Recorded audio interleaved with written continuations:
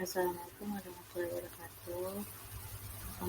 Perkenalkan, yang saya Desi Febrianti dari Prodi Manajemen kelas D ingin mempresentasikan ujian akhir semester pengantar akuntansi. Transaksi siklus akuntansi perusahaan dagang. Apa itu perusahaan dagang? Perusahaan dagang merupakan perusahaan dengan bisnis utama membeli barang dari pemasok untuk kemudian dijual kembali ke konsumen. Produk ini tanpa adanya proses mengubah wujud dari barang tersebut, sebagai contohnya, yakni supermarket dan toko kelontong guna memenuhi kebutuhan harian. Prosedur akuntansi merupakan perusahaan dagang nyatanya tidak berbeda dengan perusahaan biasa. Perhitungan laba dan rugi ini dihitung melalui cara pengurangan biaya guna mendapatkan keseluruhan pendapatan dari hasil penjualan selama periode tertentu. Biaya ini meliputi mulai dari harga pokok barang yang berhasil terjual dan juga biaya selama operasi pada satu periode tersebut. Keseluruhan pendapatan ini mencakup semua aktivitas bisnis, di mana berhubungan dengan kegiatan penjualan serta administrasi pada keseluruhan perusahaan. Siklus akuntansi perusahaan dagang. Siklus akuntansi perusahaan dagang merupakan proses dalam membuat laporan keuangan perusahaan tersebut dalam kurun waktu tertentu. Umumnya, perhitungan akan dimulai dari pengumpulan data transaksi hingga ke pembuatan laporan keuangan perusahaan guna melanjutkan penutupan saldo. Berikut adalah tahapan siklus akuntansi perusahaan dagang. 1. Mencatat transaksi di jurnal umum. Mencatat segala transaksi pada jurnal umum menjadi tahap pertama dari siklus akuntansi perusahaan dagang. Ini dilakukan untuk menyusun semua kegiatan bisnis dan peristiwa dalam sistem perusahaan tersebut. Tujuannya agar semua data berhasil masuk dengan suatu bersamaan dan lebih mudah diproses. Peristiwa bisnis yang terjadi selama satu periode akuntansi, maka masuknya data akan dicatat dalam jurnal umum, bermanfaat untuk merubah bentuk persamaan akuntansi. Sebagai contoh, saat perusahaan membeli kendaraan baru menyebabkan akun kas berkurang. 2. Mencatat di buku besar pembantu. Data yang sudah selesai dimasukkan ke dalam jurnal umum, maka selanjutnya entry ini perlu diposting dan dipindahkan ke dalam akun buku besar. Tujuannya guna mencatat segala perubahan selama satu periode terkait. Akun buku besar akan mengkategorikan perubahan debit dan kredit ini pada suatu akun tertentu. Tujuannya agar manajemen memiliki informasi sebagai tujuan penganggaran. 3. Membuat neraca saldo belum disesuaikan. Arti dari neraca saldo yang belum disesuaikan adalah keseluruhan akun bisnis yang muncul pada laporan keuangan sebelum jurnal penjualan dibuat. Karena itu, membuat disebut sebagai neraca saldo belum disesuaikan. Ini merupakan langkah ketiga dari siklus akuntansi perusahaan dagang. Jika semua entry jurnal sudah selesai dicatat ke buku besar, maka Anda bisa membuat saldo percobaan yang belum disesuaikan.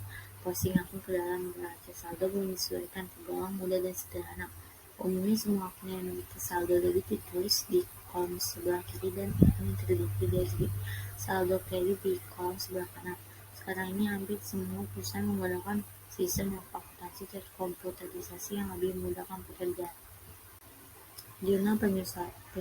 Sementara itu, jurnal penyusun adalah sebuah entry jurnal yang dirancang dan disusun di akhir periode. Tujuannya untuk mengoreksikan akun sebelum dibuatnya laporan keuangan. Entry penyesuaian ini menjadi langkah paling sering digunakan untuk menerapkan prinsip pencocokan pada jumlah yang mendapatkan dan pengeluaran perusahaan selama periode tertentu, sehingga baik pendapatan atau pengeluaran perusahaan bisa seimbang. Ada 3 jenis pengeluaran periode tertentu, sehingga harus masuk ke dalam entry jurnal penyesuaian, mulai dari pembayaran di awal dan penerimaan, sehingga harus menyesuaikan antara pendapatan dan pengeluaran sehingga sesuai pada pemakai sebelumnya. Neraca saldo yang telah disesuaikan. Sebelumnya, neraca saldo sendiri merupakan neraca saldo penutup akun dari buku besar di tanggal tertentu dan menjadi langkah pertama sebelum masuk ke dalam penyusunan laporan keuangan. Sementara NSSD atau neraca saldo setelah disesuaikan memiliki perbedaan. 1. Apakah yang dimaksud dengan neraca saldo yang telah disesuaikan? Neraca saldo yang telah disesuaikan adalah daftar dari semua akun saldo dari buku besar sesudah dilakukan entry penyesuaian pada periode akuntansi sebelumnya atau sudah diposting. Umumnya, Pembuatan pun memiliki beberapa tujuan, seperti halnya pengawasan di polis lancar. 2. Apa tujuan neraca saldo yang telah disesuaikan? Penyesuaian neraca saldo ini memiliki beberapa tujuan penting. Pertama, yaitu menjadi langkah awal dalam pembuatan laporan keuangan. Perangkat ini merupakan dokumen internal atau kertas kerja di mana nantinya akan digunakan oleh akuntan ketika menyiapkan berbagai hal khusus pelaporan. Neraca saldo yang telah disesuaikan memastikan semua entry debit dan entry kredit sudah memiliki nilai serupa atau seimbang. Langkah ini diambil agar sesuai konsep akuntansi double entry, yaitu setiap perbedaan atau ketidakseimbangan harus ditelusuri sebelum laporan keuangan selesai. Membuat laporan keuangan. Laporan keuangan menjadi hal yang penting khususnya bagi pelaku di bidang bisnis besar dan terutama perusahaan. Kendati demikian, penyusunan laporan keuangan juga perlu dibuat semaksimal mungkin oleh badan usaha berskala kecil. Pasalnya, perangkat satu ini harus dibuat dalam setiap periode akuntansi. Laporan keuangan bisa dilibatkan sebagai jantung perusahaan. Jadi, setiap perusahaan membutuhkan dengan harapan mampu mengetahui kondisi finansial sebenarnya. Tujuannya adalah menilai kinerja dalam tahun berjalan sehingga bisa membantu mengambil keputusan sebaik mungkin. Beberapa aplikasi akuntansi ini kini nyatanya dapat dimanfaatkan guna menyusun laporan keuangan secara lebih mudah dan praktis. Lebih jelasnya, laporan keuangan dianggap sebagai ringkasan suatu kegiatan dari keseluruhan transaksi keuangan selama 1 tahun buku atau periode tertentu. 7. Membuat jurnal penutup. Jurnal penutup merupakan entry yang disusun pada akhir periode akuntansi guna menghapus seluruh akun sementara dan memindahkan saldo pada akun permanen. Ibaratnya akun sementara perlu ditutup dan diatur ulang di akhir tahun, atau bisa disebut dengan istilah menutup buku. Akun sementara ini merupakan akun laporan laba rugi di mana berfungsi untuk melacak aktivitas akuntansi selama periode tertentu. Misalnya, akun pendapatan akan mencatat jumlah pemasukan yang didapat dalam satu siklus sehingga bukan berdasarkan masa penggunaan oleh perusahaan. Sementara akun permanen merupakan akun neraca yang akan melacak aktivitas di mana mampu lebih lama jika dibandingkan dengan periode akuntansi. Misalnya, akun kendaraan mencatat saldo. Hal ini dilakukan karena memberi manfaat pada perusahaan akan tahun mendatang. Neraca saldo setelah tutup buku. Neraca saldo setelah tutup buku berisi daftar semua akun dan juga saldo perusahaan. Sesudah tahapan entry penutupan untuk selanjutnya diposting di buku besar. Gambaran sederhananya, datanya akan mencatat semua akun permanen yang masih memiliki saldo. Saldo yang ada ini memang terbukti masih ada bahkan setelah entry penutupan.